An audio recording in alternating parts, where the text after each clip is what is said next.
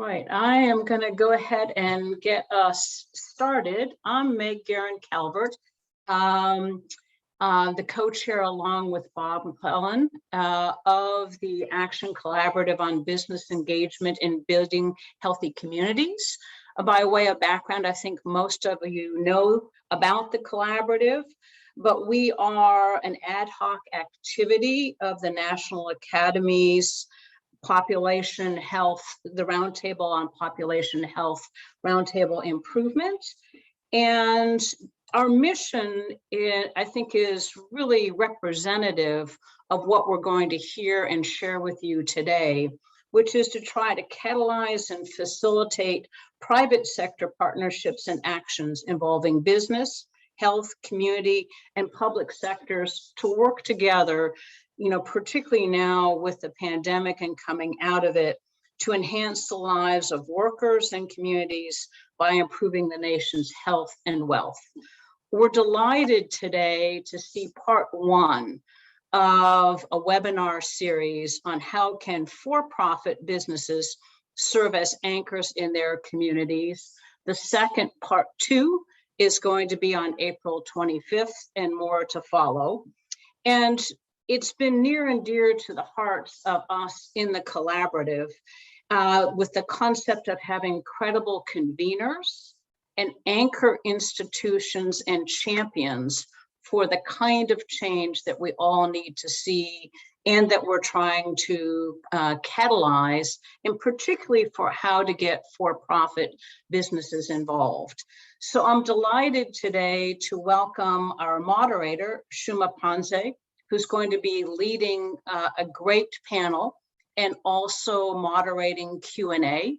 As I mentioned, I would encourage you along the way to put your questions in the Q&A. Please do identify who you're from so that we have that context. The bios of the three great panelists are in the announcement. Dr. Katie Cohen of RAND Corporation, Dr. Howard Weil of the Initiative for a Competitive Inner City, and Peter Eberhard, also from an Initiative for a Competitive Inner City. So Shuma, we're excited. Welcome, and over to you. Thank you. Good afternoon, everyone. And thank you so much, Meg, Bob, Alina, and the Action Collaborative for convening us. I'm really excited for this webinar, for these presentations, and for the conversation that we're all going to have. So my job is to basically set the stage for what we're going to do in the next hour. A little background on myself. I'm a senior program officer at the Robert Wood Johnson Foundation. And this webinar series is organized around the question of how can for-profit businesses serve as anchors in their communities? And so a little bit of background, as I'm sure many of you are aware, nonprofit institutions like colleges, universities, hospitals, arts institutions, libraries, so many have long been invested in their local communities' well-being and economic development. And these are the types of organizations that are often referred to as anchor institutions. They're rooted in their localities, often by mission, invested capital, and relationships to their employees, customers, and vendors.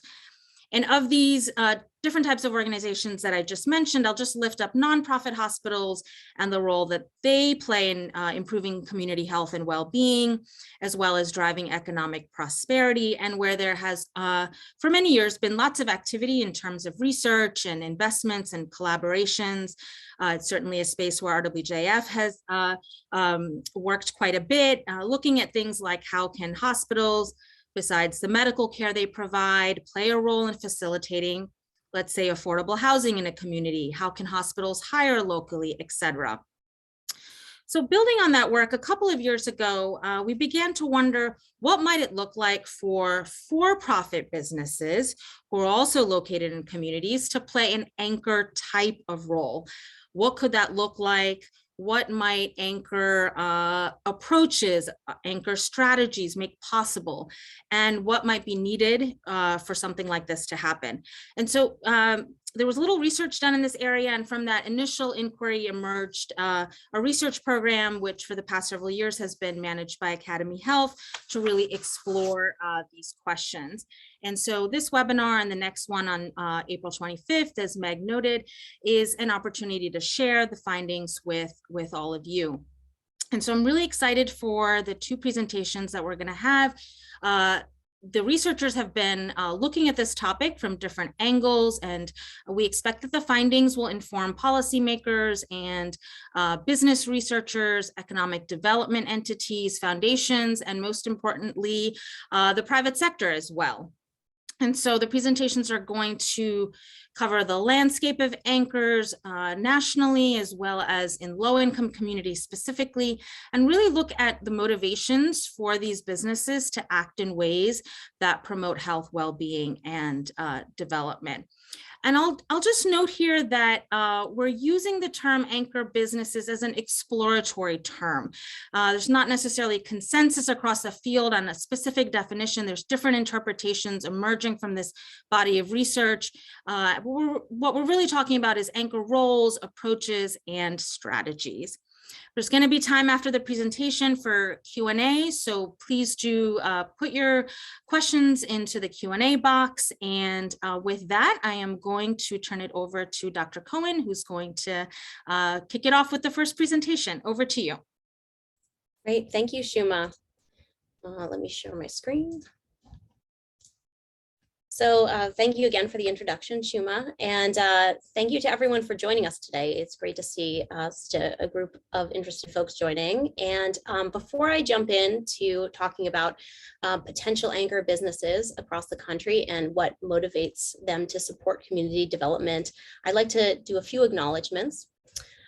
First, to my team, Nabil Qureshi and Harry Liu, who Harry was the PI of this project, to Raymond Tsai, who's acted as an expert consultant for us, and to Robert Wood Johnson Foundation for the funding to do this work. I'd also like to acknowledge Megan Collado at Academy Health for all her support, and the other RWJF grantees who have given us some great feedback to help improve our project as we went along. We have no potential conflicts of interest to disclose. So as Shuma mentioned, the concept of an anchor institution, I think folks on the line will be pretty familiar with what that is.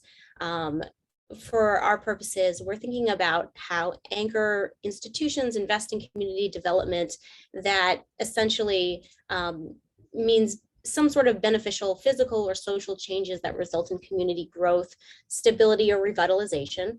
This could be focused on economic development, such as training a local workforce, or it could be more charitable in nature, such as building a park or donating to a local food bank. Some for-profit institutions are also acting like anchor institutions. There are many examples across the country of this. They may not have a social purpose mission, but they tend to be also locally rooted to the community and have significant influence there. And they're also devoted to community well-being and a culture of health. Considering the resources that are controlled by these for-profit businesses, we're really interested to understand why some businesses capable of investing this way are doing so and why some are not. Given that there's, as Shuma mentioned, no consensus definition of an anchor business, we wanted to first start out by trying to propose a definition of a potential anchor business and figure out where they are across the country. And then we wanted to determine, as I said, the motivations behind either investing or not investing, particularly around health-related community development. So we decided to take a mixed methods approach. So we defined anchor businesses starting with case studies through a literature review and through some expert consultation, again, with a lot of suggestions from the other RWJF grantees and former grantees. And we used a general principle that if this example isn't an anchor business, anchor businesses don't exist. So kind of taking a conservative approach to this. And we were able to find 30 businesses from across the US that we'd considered had made substantial investments in local community development.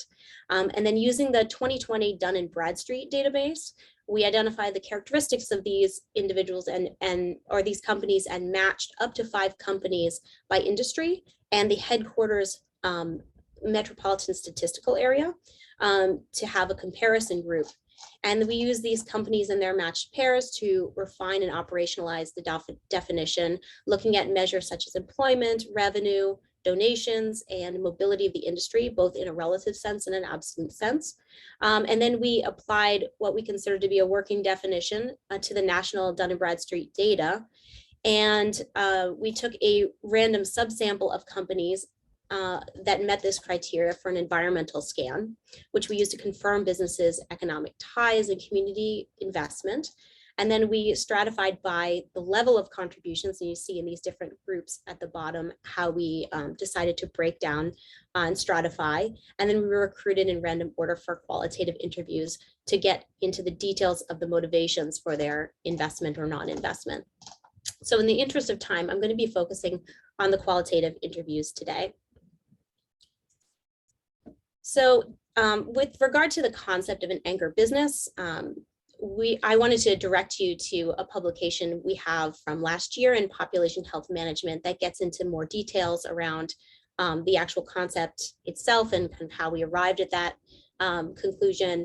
But with regard to operationalization of that definition, which is a little more tricky, we decided to use from those exemplar anchor businesses, we decided to look at the employment ratio. So that's the company employees at their headquarters to the total working population of their headquarters metropolitan statistical area. And also the revenue ratio, that's the ratio of the total company revenue to the total revenue in the MSA where they're headquartered. So if a business met a threshold that was either the 25th percentile of those example anchor businesses employment ratio or the revenue ratio, we consider them to be a potential anchor business. And then we dug deeper into what we consider to be a substantial community investment, and taking aside foundation donations, political donations, we empirically defined a substantial donation as $50,000 or more annually over the past 5 years to specifically the company's headquarters MSA. Although obviously this number seems like it was relatively low compared to what some anchor businesses or anchor institutions are contributing.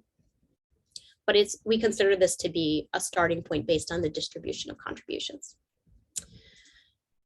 So when looking at the results of the potential anchor business definition based on employment and relative revenue to the area, you can see that these potential anchor businesses are widely distributed across the US, but a minority of counties have 5 or more potential anchor businesses. And 96% of counties in the United States have less than 11 potential anchors. So from this sample is how we randomly selected companies for interviewing based for the environmental scan and to interview. Our ultimate interview sample, we had 8 companies participate, 4 of which were we consider to be health contributors, 2 that were contributors but not to health-related issues, and 2 that had contributed less than $50,000 annually over 5 years. So this represented a diversity of industries, and all the respondents were in company leadership and sort of the positions that we would expect to be able to talk to us about the company and motivations for investment in community development. So when we looked at the results from our qualitative interviews, there were 4 overarching themes that emerged. These were around what the actual philosophy of the company was, the motivation for contributions in general, the motivation for health-related investments specifically, and then barriers to community development overall.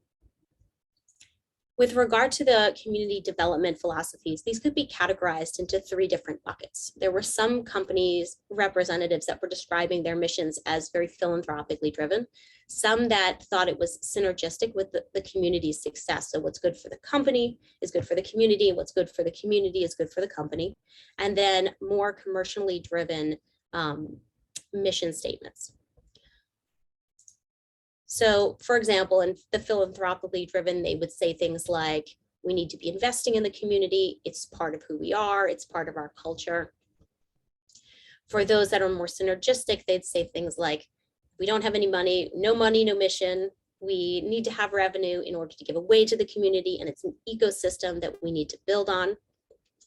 And the commercially driven would emphasize creating profits so they could survive as a company, or keeping prices low for their consumers. So with regard to when we started asking about motivation for contributions in community development in general, a lot of companies expressed that they ultimately expected some aspect of their community development to come back and benefit the company itself. So this would be either through a good reputation among potential employees, motivate their current employees, motivate investors, or improve a general hiring pool for them in their local community. When we asked about health-related investments in particular and motivations for these, we had 6 general buckets that emerged, and these categories on the screen don't appear in any particular order.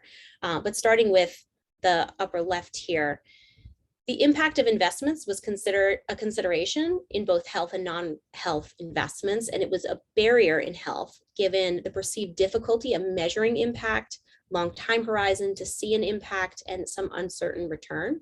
That said, companies mentioning impact as a deterrent to health investments had in fact substantially contributed to health-related initiatives by our definition, and thus clearly weren't fully deterred by that as a barrier. The history of companies' contributions and giving priorities seem to be a barrier to health contributions as well, where they'd say things like, quote, we just do what we've always done. Some not investing in health didn't know why the company was not investing in health-related initiatives. Leveraging core business strengths came up as a motivator both in health and non-health investments. And in health, the examples of how they were able to leverage their core business strengths included working with non-for-profits, using marketing, technology, commercial, small business strategy, and market analysis to work with nonprofits to help improve their operations. And this was interesting to us because there's a bit of a discrepancy here. It was both a motivator for investment, but the strengths used to support health-related community development initiatives were not necessarily health-related business strengths. The companies investing in health also mentioned the community's perceived needs as a key motivator. They had a desire to be responsive to what the community needed and seemed to have done research to determine exactly what those needs are, kind of applying a market plan approach. And then finally, there is a concept that we're calling ecology of giving. This was actually fairly commonly described across all of these investors in health, and they had a desire to fit within an ecosystem of local charitable giving, and they wanted to successfully leverage each other. That said, these potential anchor businesses, including one health contributor, had a perception that health initiatives should be the responsibility of other companies that are more aligned with health as a core business strength. So this idea that's like, we want to be involved, we'd like to collaborate, but we don't want to lead. And that said, one health industry company that we interviewed also said they specifically avoid health investments to avoid a potential perceived conflict of interest. So building off of this, when we think about barriers to community development, both in health and in general, communicating impact was a big one. Constrained resources, just there's not an endless pool of money, was a barrier to investment. Being able to find good partners was a key barrier. And just having competing priorities to make all of these these motivators come together in an investment that's good enough. So I know this quote at the bottom of the screen is kind of long, but it hits on a lot of these core themes and shows how these conflicting and competing priorities are almost paralyzing and for some companies that feel like they have a little to give. So what's right in a marriage between an organization that's within our core business's scope that wants to be kind of geographically dispersed? Perhaps it's tackling the issues in a way that's not just putting a Band-Aid on something, but it's also trying to, solve some of these issues. And how does our company fit into that? Because like I said, we're not going to write the biggest check. How do you even find that kind of opportunity? So the study was definitely informative in getting at some of the both contributors and non-contributors motivations and considerations in community development investment. But I wanted to mention a few limitations that come to mind in the way our study was designed. First, selecting these companies based on relative versus absolute metrics or profitability could be a limitation. Thresholds determined by looking at example anchor businesses may or may not be representative. The study itself was potentially subject to non-response bias. Having recruited these interviews during the COVID pandemic, companies had closed, been purchased. We suspect potential interviewees were harder to reach due to staff turnover, layoffs, remote work, and other disruptions.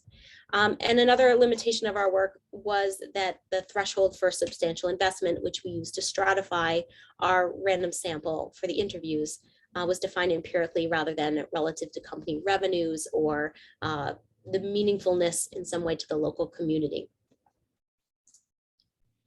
So in conclusion, we think that there could be up to 4,500 widely distributed potential anchor businesses in the United States, kind of with that economic influence that matches that of an exemplar anchor business.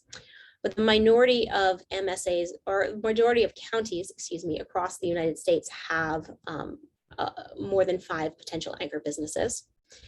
I think that an area for future work could be looking into the philosophies about the relationship with the community and how that influences community development investment. But it's clear that the use of core business strengths can boost impact, or at least the companies perceive that to be so. But that doesn't necessarily mean that the core strength couldn't be used for health investments. And there is this wide desire for collaboration in moving into including health-related investments. So I think potential for future work includes pursuing this ecology of giving, and at the same time helping health industry folks think about perceived conflicts of interest and how to avoid them. We could also examine patterns of giving by industry and by specific types of community development initiatives, which we didn't touch on in this work. So with that, I want to thank everyone for their attention, and I look forward to our discussion. Great. Thank you so much. That was excellent. And I really like the term ecology of giving, and appreciated your slide at the beginning, which gave a sense of the footprint of anchor businesses around the country. So thank you so much for that, Katie. I'm going to turn it over now to Howard and Peter, who are going to give us a second presentation. Over to you both. Thanks very much, Shuma.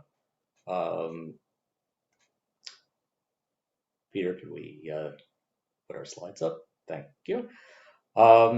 So this is work that we conducted based on, we're with the support of the Robert Wood Johnson Foundation. We are grateful to the foundation.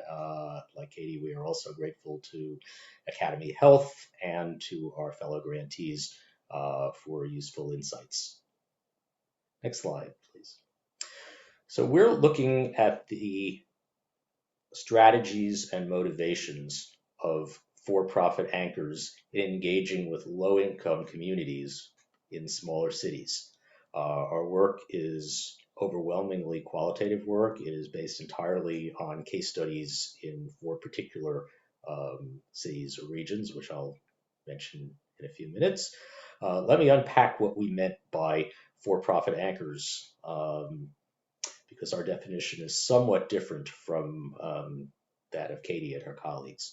In looking for-profit anchors, we're looking for large establishments, generally those with at least 500 employees, of for-profit companies or corporate headquarters of any size that are located near or in low-income communities.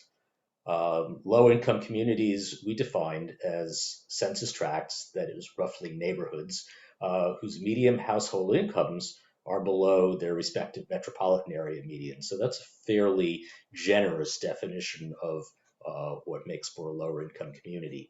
And finally, a smaller city is any city with a population of less than 500,000 in the city limits, can be in a large metropolitan area.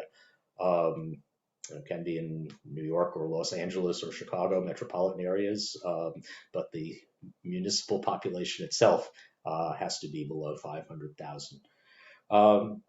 To be an anchor for our purposes, a company had to be doing something that is intended to, at least in part, to benefit the residents of low-income communities in any way. That can be through charitable contributions to community organizations. That can be through running programs that are specifically meant to benefit those communities. But unlike in Katie's research, we also allowed companies to count as anchors if they were doing things that benefited low-income community residents as part of their ordinary course of business. For example, their decisions about where to locate a production facility. And I think that just represents a somewhat different take on what an anchor activity is.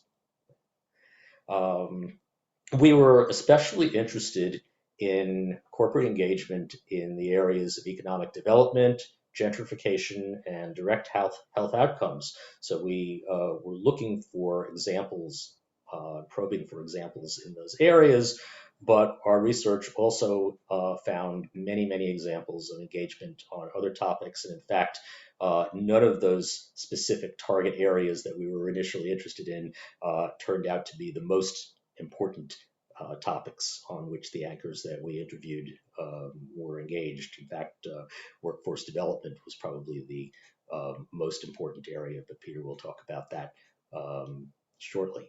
Next slide, please. So we chose 4 cities located in different parts of the country, in metropolitan areas of different sizes, with different types of anchors, with anchors that were engaging in different ways with the communities. We chose Amarillo, Texas, Fort Wayne, Indiana, Richmond, Virginia, and Syracuse, New York, along with all their surrounding suburbs, which also qualified as smaller cities. We started by identifying key local informants who had knowledge of for-profit anchors and connections with them and with other relevant stakeholders. And they recommended to us an initial set of interviewees in each of these places. We interviewed those companies and those other stakeholders, and then we added to our interview list through snowball sampling. So this has has obvious limitations in terms of it's not statistically representative of the universe of for-profit anchors in any of these cities, but that's entirely appropriate for exploratory research such as we conducted. We conducted semi-structured interviews, a total of 64 interviews in each of the cities. We talked to representatives of the for-profit anchors, of course, but we also talked to economic development officials, people from chambers of commerce, local policymakers, nonprofit organization representatives, representatives of local foundations and community organizations to get perspective on what the for-profit anchors are doing in a very, very broad way. So that is what we did, and I'll turn it over to Peter to talk about what we found. Thanks, Howard. So I will jump in and start talking about what we found about for-profit anchor motivations, then I'll shift over to what we found about their strategies for engaging with and investing in their neighboring communities. And then finally, I'll cover two quick case studies of example anchors who were engaging on the issue of health. So the first thing that we found about for-profit anchors is that they tend to, their core area of engagement tends to be a little bit broader than their nonprofit counterparts. Many of the exemplar nonprofit universities, hospitals, and even museums really engage with their sort of immediately surrounding neighborhoods. They view themselves in their core focus area quite hyper locally. Whereas many of the for-profit anchors that we interviewed, the area that they were trying to impact was a city, a metro area, or even a combination of cities and metropolitan areas where they had a business presence. As Howard alluded to, many of these anchors are motivated by a desire to have a strong workforce and a desire to create a pipeline of new workers.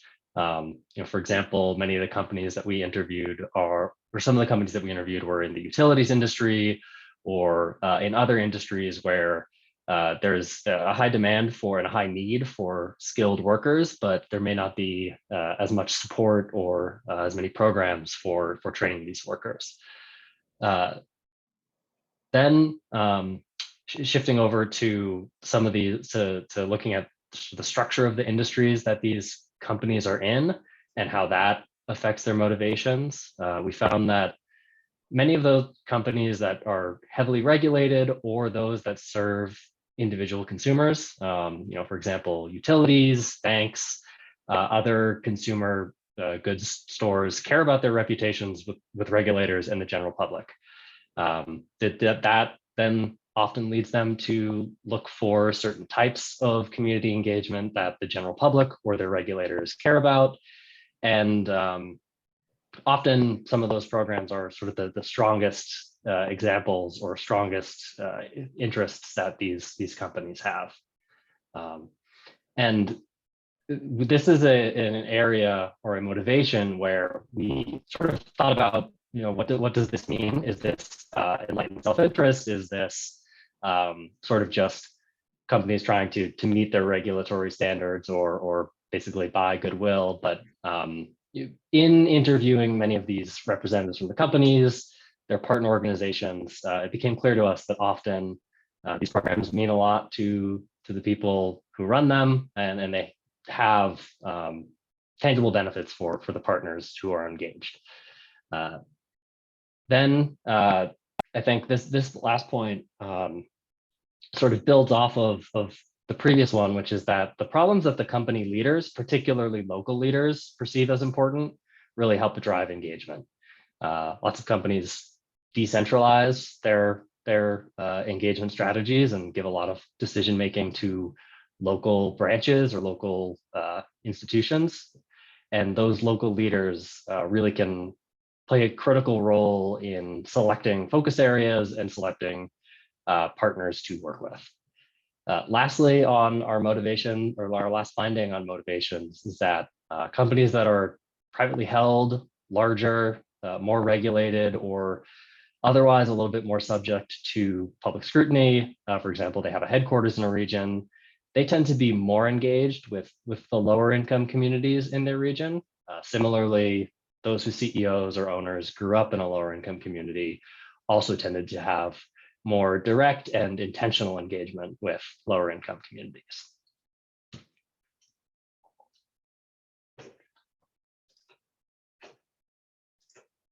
So next I will shift over to our discussion of our findings on the strategies. As I mentioned in the motivations, anchors often view their core area that they want to impact and benefit in a broader way than their nonprofit counterparts. So many of their strategies are designed to engage with partners throughout that area. For example, some of the companies we spoke to would partner with a local school system to reach children throughout a particular school district or multiple school districts.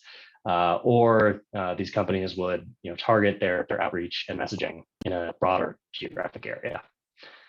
As Howard had mentioned, the most important area or the most frequently observed area of engagement was in workforce development. These companies have a critical need for skilled workers who can actually do the core business functions. And many leaders and companies see an opportunity to benefit communities and benefit people through that workforce development, by training people in high skill, middle or high wage jobs. They can both benefit their company and also benefit the people who go through those programs.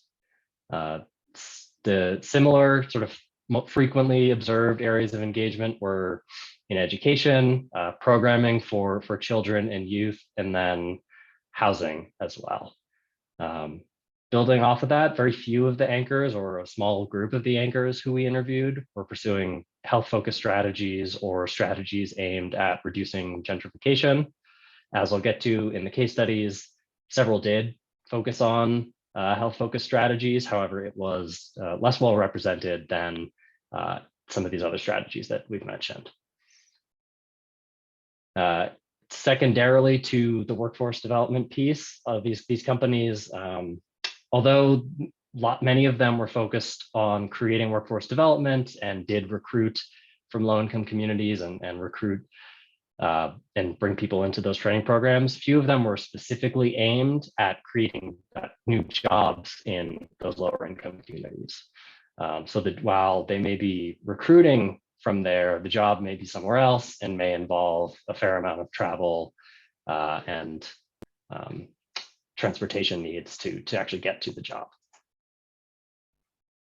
We also found that most of these for-profit anchors were not pursuing what we call shared value initiatives, those that are undertaken to benefit both the business and the community. But we did identify several strong examples of that. Just in the interest of time, I won't dive too much into this, but one example of that is a workforce development and training program that a company in Fort Wayne created.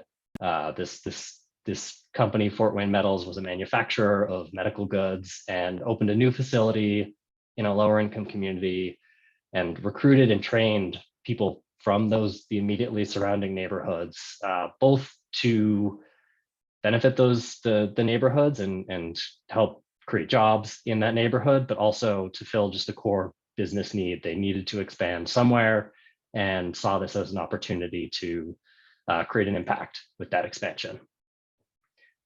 We also did not observe too many examples of collaboration between for-profit companies in engaging with lower income communities.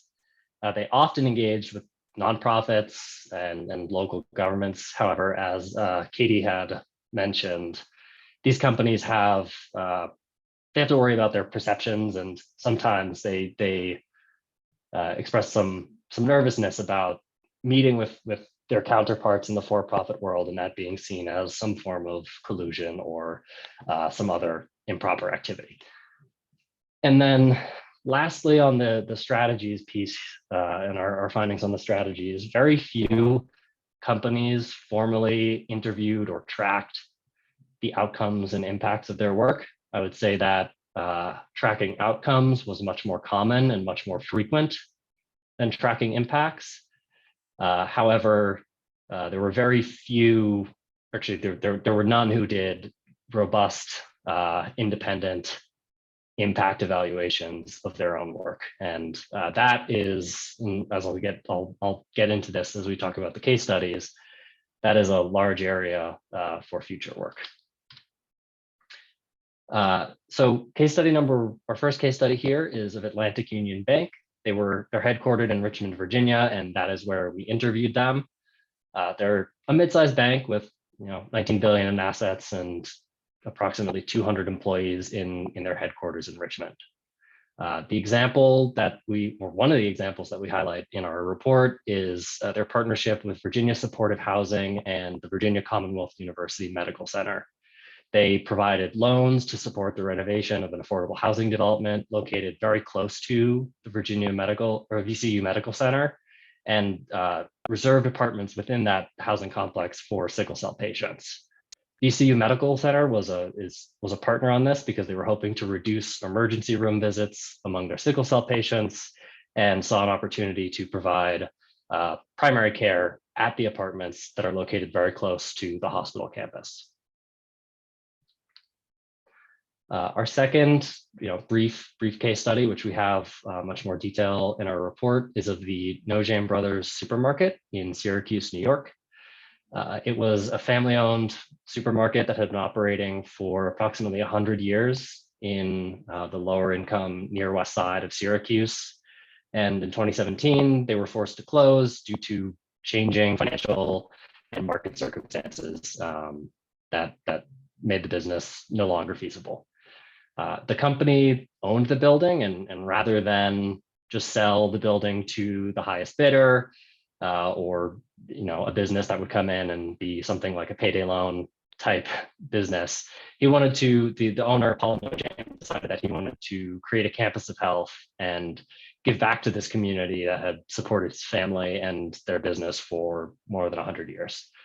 So he spent several years finding tenants to fill the space, including the Onondaga County Women, Infants, and Children's Clinic, a pharmacy, a primary care clinic, and a nonprofit grocery store that also does workforce development programming. This example is, although this business closed, it shows that even the business owners can leverage their assets even in the sort of a worst case scenario for a business owner. And that's why we decided to include it. So at this point, I will wrap up and turn it over to Shuma. Great. Thank you so much. That was excellent. So great presentations, and I am seeing a bunch of questions in the Q&A, so we'll try to get to as many as possible in the next 10 minutes or so.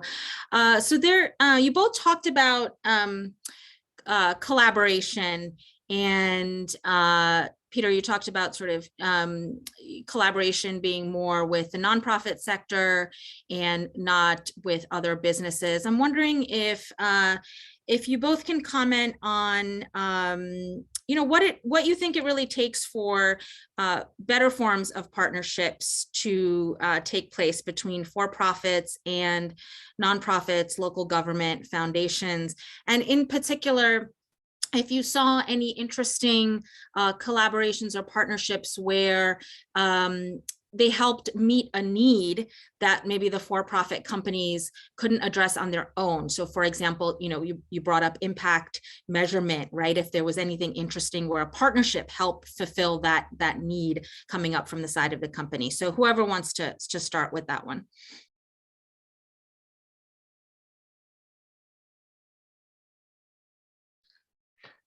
I can jump in and talk about some of the fostering collaboration piece. So one of the things that we recommend in our report is that either a strong regional nonprofit or a strong regional government or local government, depending on the local context, take the lead in building this type of collaboration. As I mentioned, a lot of these businesses can be hesitant to either take the lead on this or not have sort of that community-based partner really driving engagement.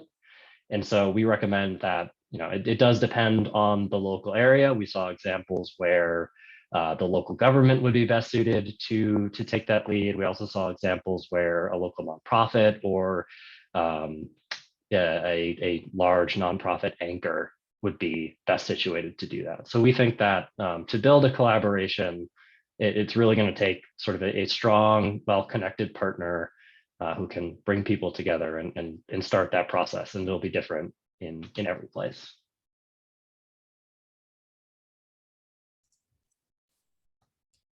Katie, do you want to add?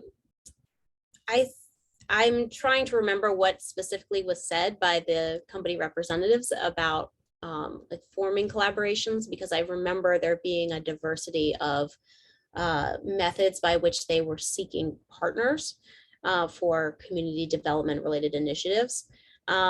So there may be some kind of best practices that are already out there. And from what Peter was saying in having a strong leader, whether that be the potential anchor company or someone else, that makes sense to me based on what I heard, but I can't speak, for the companies and what would be of best use to them.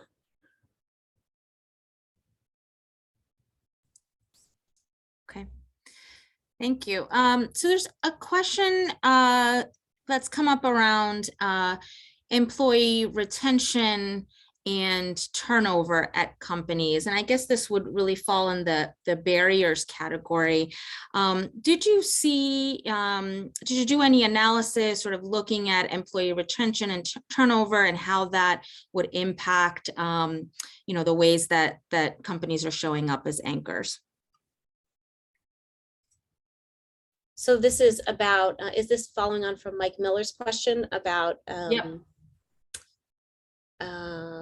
do companies that have employees with where there's employee turnover haven't seen the benefit of investing in health improvement in their region? This is a really interesting question, and thank you for asking it and posing it. This is kind of like, now that I have this qualitative data in hand, it would be a great follow-on to look at that and see kind of the companies that are contributing and not contributing, kind of what happened if this was such a big driver and motivator in terms of not just retaining employees, but also being able to hire from a hiring pool that hopefully would be more healthy or more prepared to go and work at this anchor.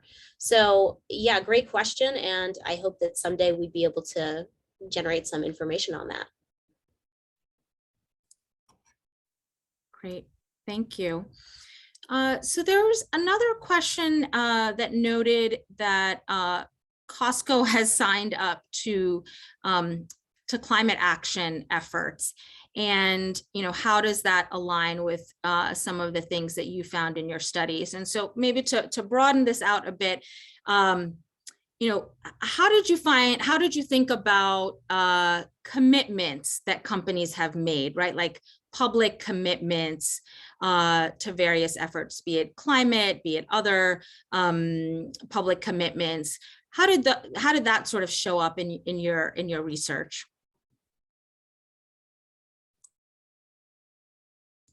Maybe I can clarify here. I think what we're talking about is a kind of public-facing communication of efforts. Yep. Yeah, this is an interesting point because the respondents that we spoke with, who are representatives of companies, oftentimes would say things like, "We've been doing X for a really long time. We just didn't tell anyone. Like now it's all about communicating." And this, and the difficulty of demonstrating impact. Obviously, we put in the barriers section of our themes, but I'd say that this is top of mind in terms of what is communicated versus and how it's communicated. It's maybe something that's changed recently in terms of what's public facing versus not public facing, in terms of what how companies are communicating this. With regard to donations to environmental sustainability issues, we did capture that in the either the donor search or environmental scan, and if it was related to changing business practices, that wouldn't have been captured in our work. So for example, not a specific charitable donation, but different sources. We did include sourcing locally versus sourcing from other areas other than the headquarters. So that is somewhat captured and somewhat not captured for this climate focused or environmental sustainability focused issue. Yeah, I would say we didn't find a lot of activity around specifically environmental issues. That's in part because by our definition of anchor activity, companies had to be doing something that benefited local lower income communities in some concrete way. So if they were only doing things of broad, diffuse environmental benefit, then that wouldn't show up for us. If they were doing something locally, then it would show up. We just didn't see a whole lot of that. So Peter might be able to give some more details on that.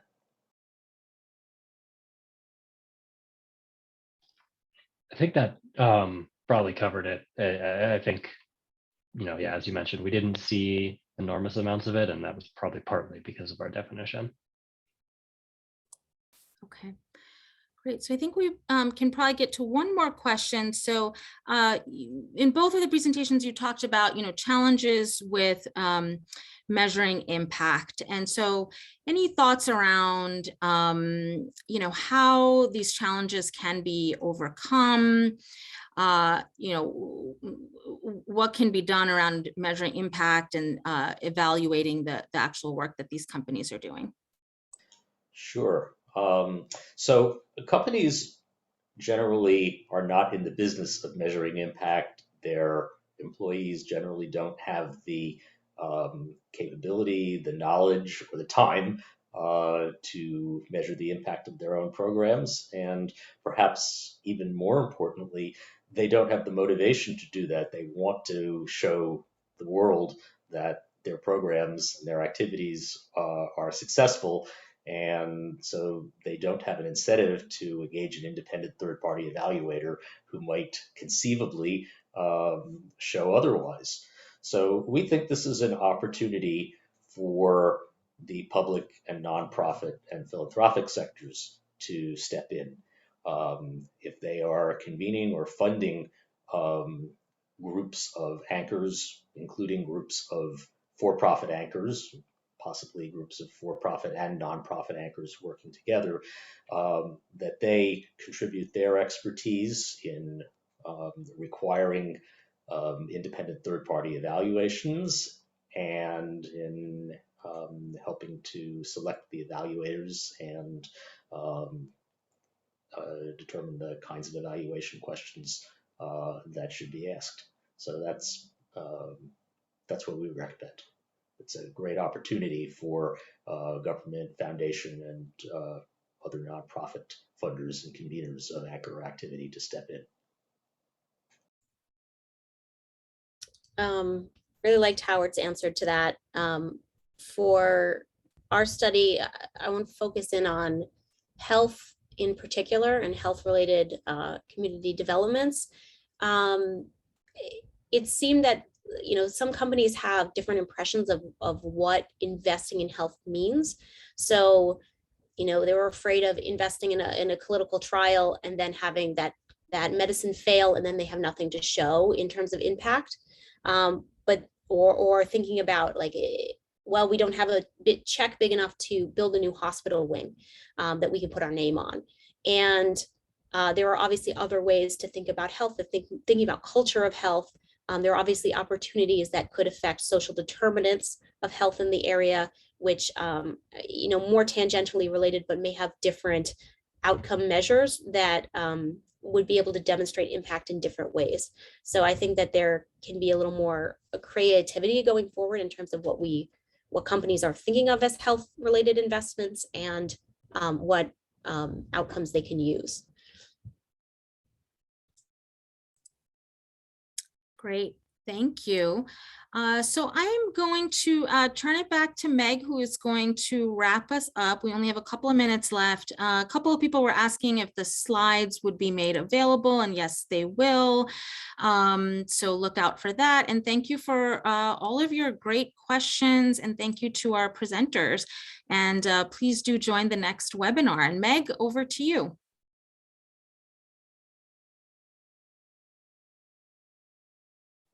Thanks very much, Shuma, and to Drs. Weil and Cohen, and Peter, to you. And let me just kind of wrap it up by saying your research is great in terms of, to me as an economist, really having an understanding of what is out there.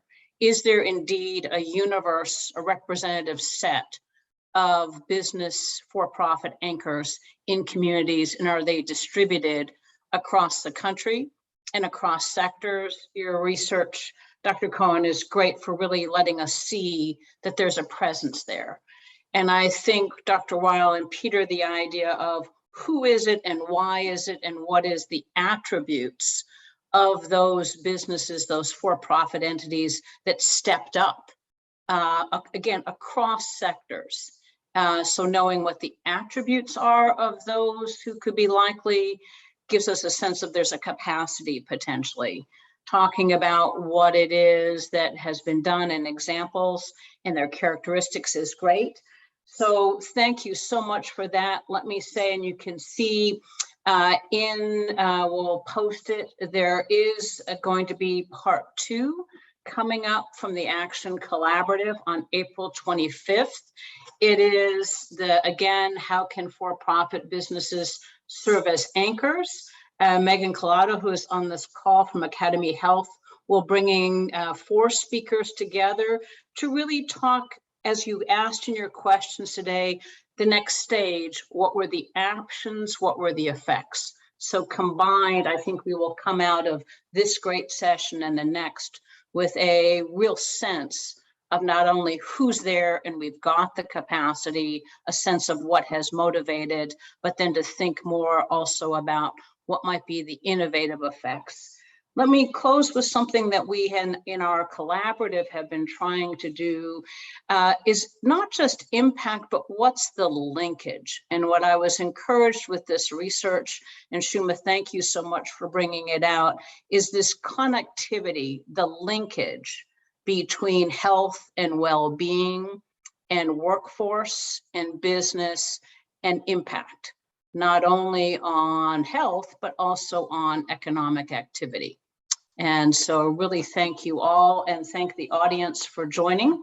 And we will be posting the slides and the materials.